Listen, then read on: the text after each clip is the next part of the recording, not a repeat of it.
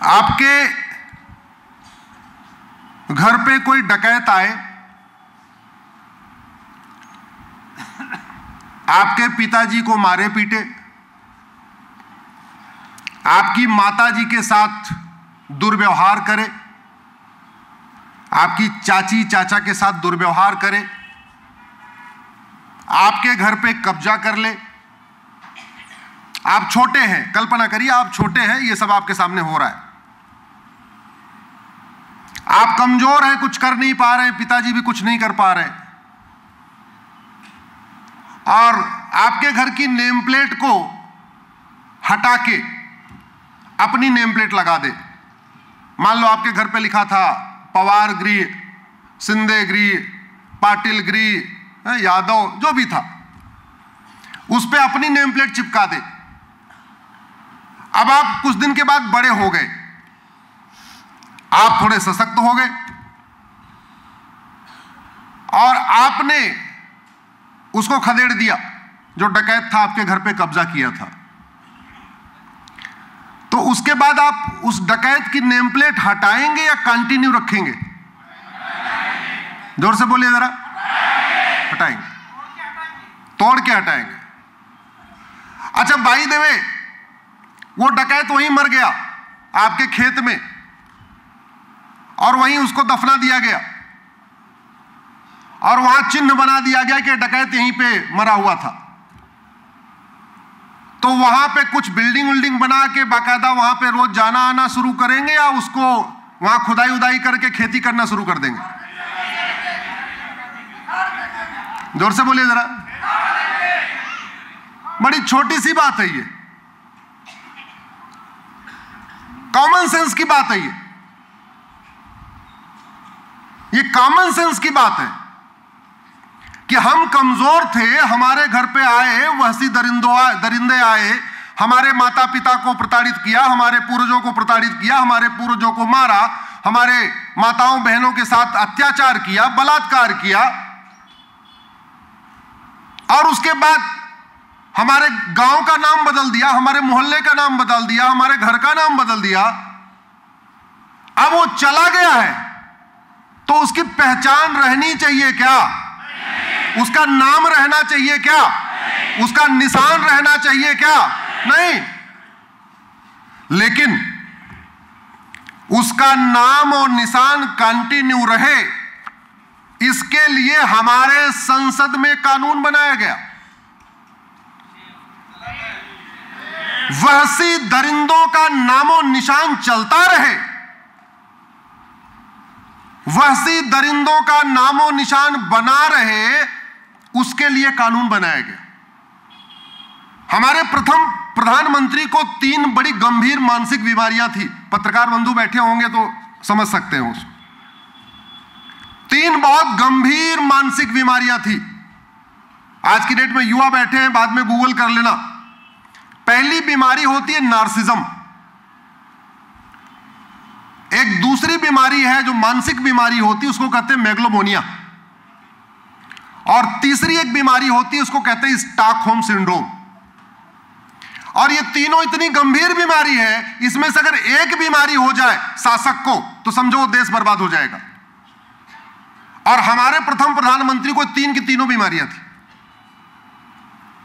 उनको गुलामी के नामों से इतना लगाव था कि उन्होंने गुलामी के नाम कंटिन्यू रहे, उसके लिए बाकायदा संसद में कानून बना दिया।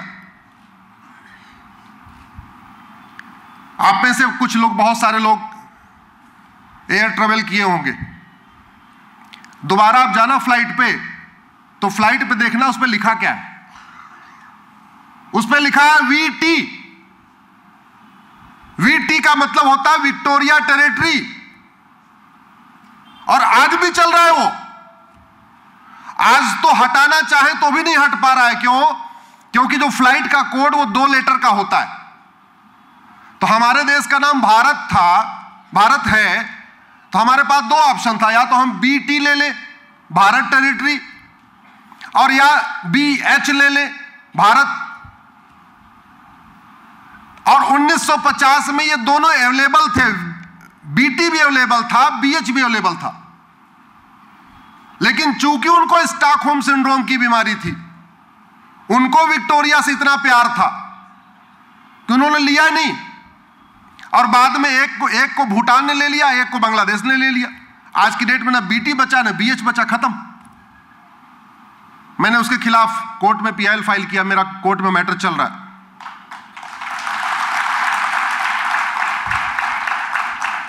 ऐसे ही अरे भाई, लुटेरे आए चले गए, यहां कोई वो अच्छा काम करने तो आए नहीं थे, सनातन धर्म को मजबूत करने तो आए नहीं थे, भारत की संस्कृति भारत की परंपरा को मजबूत करने तो आए नहीं थे, सत्य अहिंसा का पाठ पढ़ाने तो आए नहीं थे। वो क्या करने आए थे? जिहाद करने। क्या करने आए थे? धर्मांतरण कराने। तो जैसे ही गए, उनका नामो निशान मिटना चाहिए। कुछ लोग कहते नहीं उन्होंने बनाया था तो कैसे मिटा दें। अरे इतने अगर काबिल थे तो जहां से आए थे वहां क्यों नहीं बना लिया? जहां से आए थे एक किला वहां भी बनवा लेते। जैसे यहां बड़ा बड़ा मकबरा बनवा लिया, अपने माता पिता का भी एक मकबरा वहां बनवा लेते जहां से आए थे। जमीन हमारी, मिस्त्री हमारे, आर्किटेक्ट हमारे, पत्थर हमारा, पसीना हमारा, और कह रहे हैं मकबरा उन्होंने बनवा लिया। उन्होंने कैसे बनवा लिया? इतने बड़े कारीगर थे तो जहां से आए थे। अरे भाई एक चीज बताइए, अगर आप संपन्न हो जाएंगे, मान लो यहां संभाजी नगर में रहते हैं, तो अपने गांव में एक आध घर अच्छा बनवाएंगे कि नहीं बनवाएंगे? या गांव में खंडहर रहेगा और यहां महल रहेगा? ऐसा होता है क्या? लोग अमेरिका में कमाते हैं, अरब में कमाते हैं, कहीं कमाते हैं, तो थोड़ा बहुत अपने यहां गांव में कुछ करते हैं कि नहीं करते? बाबर, हुमायूं, तुगलक, गजनी, गोरी, खिलजी, औरंगजेब, शाहजहां जितने हैं, उनके गांव में क्या है? अगर इतने बड़े आर्किटेक्ट थे, इतने बड़े डिजाइनर थे, उनके पास भी वहां मिस्त्री थे, उनके पास कुछ ऐसा दिमाग में था तो वहां बनवाते। तो वहां तो कुछ बनवाए नहीं, सारा यहीं बनवा लिया। और उसको प्रोटेक्ट करने के लिए 1954 में नेहरू जी ने कानून बना दिया वक्फ एक्ट, और 1958 में कानून बना दिया एंशिएंट मोन्यूमेंट एक्ट। यह वक्फ एक्ट बना दिया लैंड जिहाद करने के लिए, और एंशिएंट मोन्यूमेंट एक्ट बना दिया उनके गुलामी के निशान कोई टच न कर पाए, वो कंटिन्यू रहे उसके लिए। एक बार सर्वे करा लेते, कानून बनाने के पहले ये भी तो दिखवा लेते कि जिनकी बात हो रही है इनका है, ये इनका है भी कि नहीं है। पहले सर्वे करा लेते कि जो गुंबद है उसके अंदर क्या पड़ा हुआ है। कानून बनाने के पहले एक बार ये भी तो दिखवा लेते कि भाई यहां कोई मूर्ति तो नहीं है, यहां गणेश जी का चित्र तो नहीं है, यहां दीवालों पर कोई भित्ति चित्र तो नहीं है। कुछ नहीं किया, सीधे कानून बनाया, बोले बोले ये ठीक है, ये सब इनका इनका इनका इनका। डॉक्टर को वेतन भत्ता किस काम के लिए मिलता है? जिंदगी देने के लिए, मारने के लिए। ड्राइवर को वेतन किस लिए मिलता है? गाड़ी सुरक्षित कराने के लिए या गड्ढे में कूदाने के लिए? सुरक्षित चलाने के लिए। मिस्त्री को आप दिहाड़ी देते हैं किस लिए? अच्छा घर बनाने के लिए या टेढ़ा मेढ़ा दीवार बनाने के लिए? अच्छा करने के लिए। तो सांसदों, विधायकों, मंत्रियों को वेतन भत्ता, गाड़ी बंगला किस लिए मिलता है? देश विरोधी कानून बनाने के लिए या देश के लिए कानून बनाने के लिए? और जिन्होंने ऐसे घटिया कानून बनाया उन्होंने देश के साथ खिलवाड़ किया, देश के साथ गद्दारी किया कि नहीं किया? दुर्भाग्यवश इसके ऊपर जागरण नहीं है। इसके ऊपर जागरण होना चाहिए, जागृति होनी चाहिए। और मैं बार बार कहता हूं, हम 600-700 साल गुलाम जानते क्यों रहे? हमने सोचा लड़ने वाला काम तो केवल मराठों का है, लड़ने वाला काम केवल छत्रपति शिवाजी का है, लड़ने का काम केवल पेशवाओं का है, लड़ने का काम केवल क्षत्रियों का है।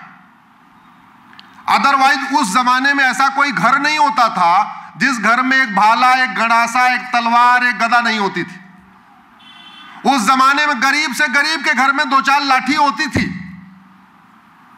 अगर गांव के गांव निकलते तो मुगल यहां टिक पाते क्या? अगर गांव के गांव निकलते अंग्रेज टिक पाते क्या? जब अंग्रेज ईस्ट इंडिया कंपनी वाले पहली बार आए, वो 300 लोग आए थे, और जब वो उतरे बीच पे समुद्र के किनारे, उस समय 10,000 लोग वहां खड़े हुए थे, शाम को घूमने टहलने गए थे। अगर एक एक पत्थर उठा के मारते, भाई कौन आ गया, कहां से आ गया, तो वापस नाव चली जाती कि नहीं चली जाती? चली जाती। वो गलती कहीं आज भी हो रही है। आज भी हम सोच रहे हैं कि ये वाला काम आरएसएस का है, ये वाला काम बजरंग दल का है, ये काम विश्व हिंदू परिषद का है, ये काम अश्विनी उपाध्याय, हरिशंकर जैन, विष्णु जैन का है, ये काम बीजेपी। अरे भैया, सबका काम है भारत को बचाना, भारत की संस्कृति को बचाना, सबका काम है।